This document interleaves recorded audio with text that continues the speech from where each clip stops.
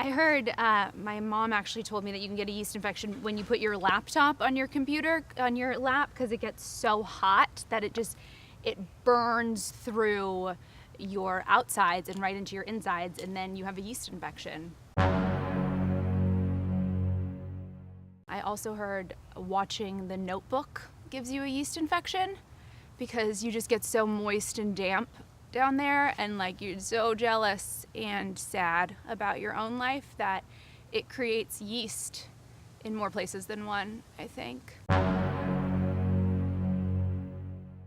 Bathing in chicken soup, I heard, is really good because the protein from the chicken and the salt from the soup just like forms this like paste almost, and it just like goes up in you, gets all the yeast, and then goes right down the drain. It's pretty, that one I know for a fact works because my mom told me. I heard that you get yeast infections if you don't take off your bathing suit like immediately after you swim. Like get all moist and yeah, and then it just turns into a yeast infection. Bummer if you like swimming, I guess. I heard you get a yeast infection if you have sex before you're married. I heard you get a yeast infection if you go camping at all. Like you get one every time you go camping.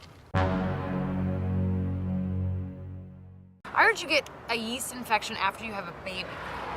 So like I'm not having like any babies. None of them.